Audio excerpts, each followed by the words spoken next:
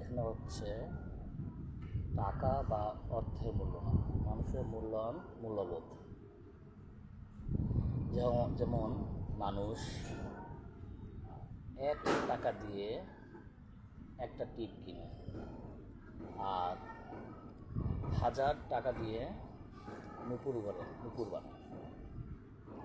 কিন্তু 1 টাকার টিপের স্থান হচ্ছে কপালে, মানুষ কপালে পড়ে। আর 1000 টাকা দামের নুপুর, 1000 টাকা মূল্যের নুপুর মানুষ পায়ের তলায় পড়ে, পায়ে পড়ে। এখানে স্থান, যার স্থান যেখানে সে সেখানে হবে, সে যতই মূল্যবান হোক, যতই দামি হোক। এখানে হচ্ছে মূল্যবোধ এবং যার সম্মানের ব্যাপার, যার সম্মান যেখানে সে সেখানে থাকবে। হয় সে ধনী হোক, হয় গরিব, হয় টাকাওয়ালা হোক, হয় মধ্যবিত্ত হোক, স্থান যার যেখানে সে সেখানে যাবে। 1 টাকা দামের টিপের মূল্য কপালে, আর 1000 টাকার নুপুরের মূল্য পায়ে।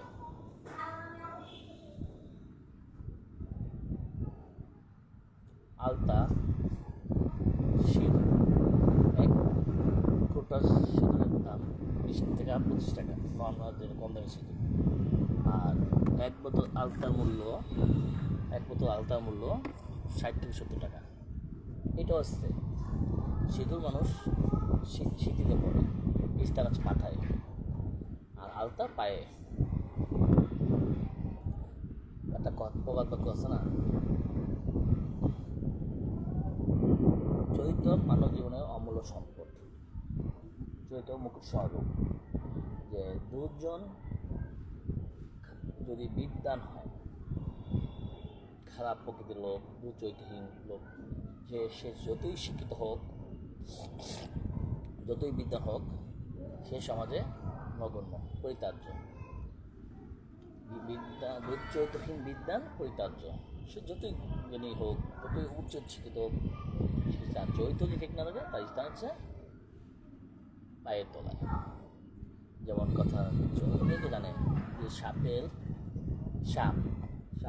মাথায় মণি আছে, মুকুট, মহামূল্যবান মণি।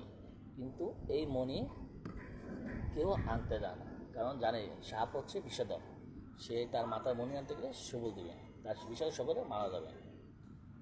সেজন্য দুচরিত্র বিদ্যানও সেম, যে যার নীতি নেই, মূল্যবোধ নেই, চরিত্র ঠিক নেই, সে যত শিক্ষিত হোক, তার সংস্পর্শে কেউ যাবে না।